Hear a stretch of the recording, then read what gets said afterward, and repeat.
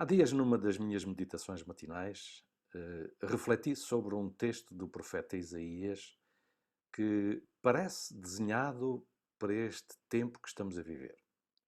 Este texto encontra-se em Isaías, capítulo 24, versos 16 a 23. Permitam-me que leia na tradução da linguagem de hoje. Isaías 24, 16 a 23. Diz assim: Dos lugares mais distantes do mundo, ouvimos a canção de louvor ao Deus justo. Mas eu disse: Ai de mim, que desgraça! Já não aguento mais. Os traidores continuam a trair. Há falsidade por toda a parte. Escutem todos os povos. Como animais, vocês serão perseguidos pelos caçadores. Covas e armadilhas esperam por vós. Aquele que escapar dos caçadores cairá numa cova, e quem sair da cova será apanhado numa armadilha. As represas do céu vão se abrir. Os alicerces da terra serão abalados. A terra vai tremer e rachar. Ela ficará completamente espedaçada. A terra andará cambaleando como um ébrio. Será sacudida de um lado para o outro como uma barraca na ventania. Os pecados que a terra carrega são tão pesados que ela cai e não se consegue levantar. Naquele dia, o Senhor castigará os poderes do céu e também os reis do mundo na terra. Ele os ajuntará e os jogará numa cova. Ali ficarão presos por muito tempo e depois serão castigados. A lua terá vergonha de brilhar e o sol ficará pálido de medo, porque o Senhor poderoso reinará no Monte Sião, em Jerusalém, e na presença dos líderes do povo ele mostrará a sua glória. Embora este texto, num contexto imediato, esteja dirigido ao povo de Israel e numa aplicação mais ampla antecipa acontecimentos escatológicos e até mesmo referentes ao milénio, o texto não deixa de se mostrar oportuno pela exposição de um quadro de acontecimentos semelhante aos dias atuais. Hoje vivemos tempos difíceis com a pandemia do novo coronavírus. A maioria de nós estamos confinados em casa para evitar ser apanhados pela infecção. São tempos difíceis. Os receios fundados quanto ao presente e incertezas em relação ao futuro. Há muitas interrogantes. Como nos devemos preparar? O que precisamos saber acerca disto? Quão perigoso é o coronavírus para a nossa saúde? Quanto tempo vai durar tudo isto? Estamos nós com um estoque de segurança dos medicamentos que consumimos regularmente? Relatórios do novo coronavírus são postados constantemente nas plataformas dos meios de informação. Para todos os lugares que nos voltemos, vemos e ouvimos preocupações e avisos sobre a doença respiratória aguda causada pelo Covid-19. A internet está cheia de dicas de como nos prepararmos para uma possível ou para um possível contacto com a doença. Os especialistas em doenças infecciosas vêm constantemente às televisões adicionar algumas informações que em alguns casos parecem ser até contraditórias. Elementos como o período de incubação, transmissibilidade do vírus e mortalidade ainda não foram totalmente determinados. Para além disso, as teorias da conspiração estão surgindo a uma cadência vertiginosa e algumas afirmam que estamos perante uma manipulação genética de um vírus com o objetivo de uma guerra biológica já lançada. Estas informações ou desinformações massivas provocam uma confusão e um medo generalizados acerca desta infecção. E o mundo vive, neste momento, uma grande incerteza quanto ao futuro. As economias mundiais estão a entrar em ruptura e as famílias estão a perder os seus postos de trabalho. A ordem é: fique em casa.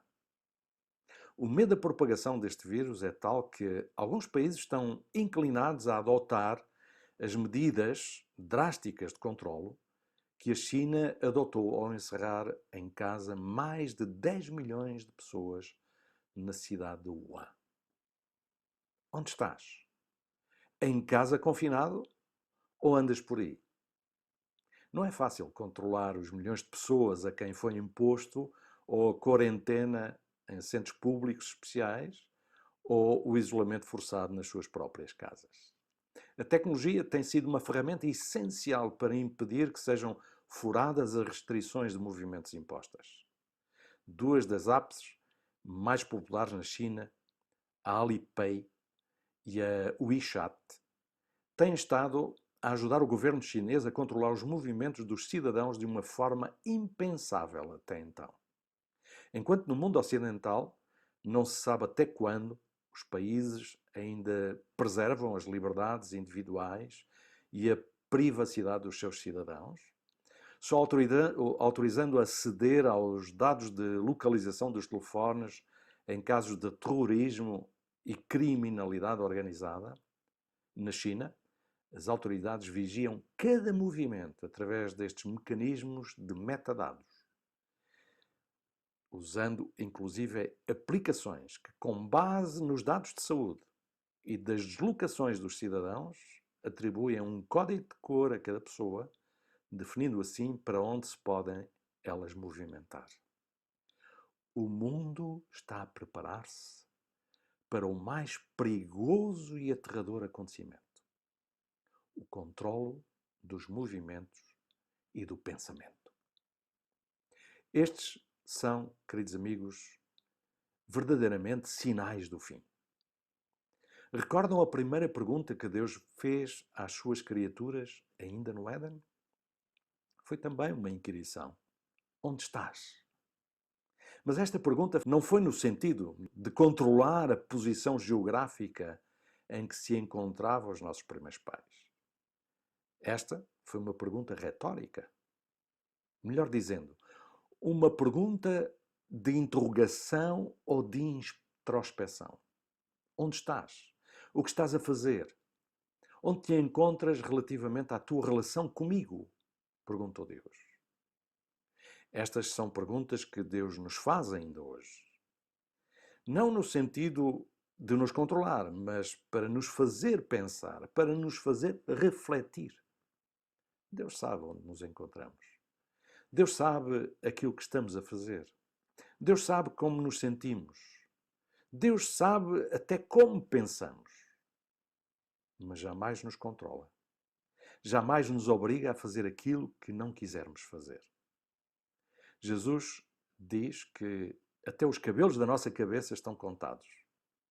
E lá no Evangelho de Lucas, no capítulo 12, no verso 7, ele acrescenta que esse conhecimento que ele tem de nós demonstra o grande valor que temos para ele.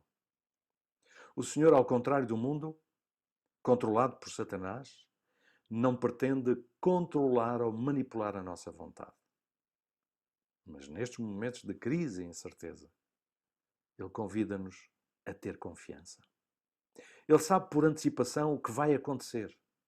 Por isso Jesus disse em Lucas, no capítulo 21, verso 28, ora, quando estas coisas começarem a acontecer, olhai para cima e levantai as vossas cabeças, porque a vossa redenção está próxima.